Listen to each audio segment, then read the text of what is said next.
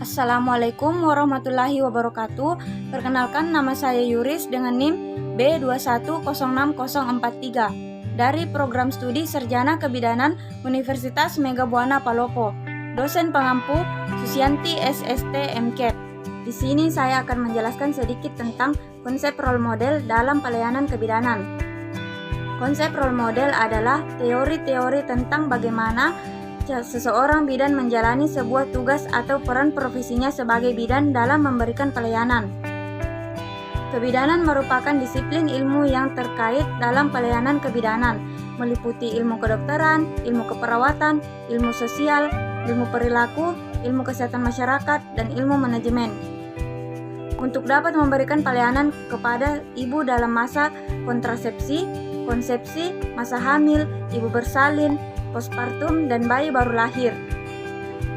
Nah, sedikit materi tentang pelayanan kebidanan.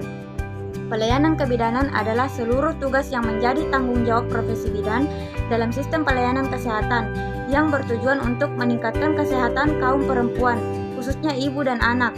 Pelayanan kebidanan yang tepat akan meningkatkan keamanan dan kesejahteraan ibu dan bayinya. Layanan kebidanan meliputi yang pertama, pelayanan kebidanan primer, yaitu pelayanan kebidanan yang diberikan sepenuhnya atas tanggung jawab bidan. Yang kedua, pelayanan kolaborasi, yaitu pelayanan yang dilakukan oleh bidan sebagai anggota tim secara bersama-sama dengan profesi lain dalam rangka pemberian pelayanan kesehatan. Role model atau peran model. Setiap orang pasti memiliki peran dalam kehidupannya, contohnya di lingkungan kampus. Di lingkungan kampus tersebut, tentunya akan terdapat peran yang diambil setiap masing-masing individu, seperti peran sebagai dosen, peran sebagai mahasiswa, dan lain sebagainya. Jadi, teori peran atau role teori adalah teori yang merupakan perpaduan berbagai teori, orientasi, maupun disiplin ilmu setelah peran diambil dari dunia teater. Dalam teater, seorang aktor harus bermain sebagai seorang tokoh tertentu. Dalam posisinya sebagai tokoh itu, ia diharapkan harus berperilaku secara tertentu. Selain itu, peranan atau role memiliki beberapa bagian, yaitu peranan nyata adalah suatu cara yang betul-betul dijalankan seseorang dalam menjalankan suatu peranan tertentu. Yang kedua yaitu peranan yang akan dianjurkan adalah cara yang diharapkan masyarakat dari kita dalam menjalankan peran tertentu.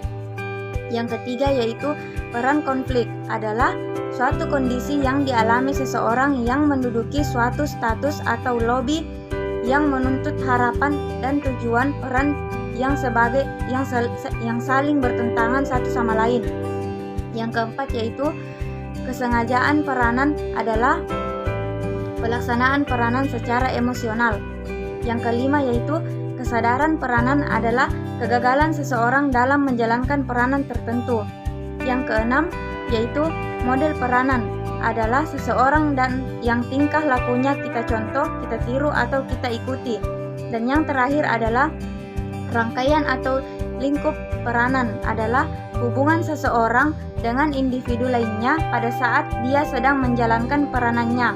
Ketegangan peranan atau roles terakhir adalah seseorang mengalami kesulitan dalam memenuhi harapan atau tujuan peranan yang dianjurkan dikarenakan adanya ketidakteraturan atau bertentangan dengan satu sama lain.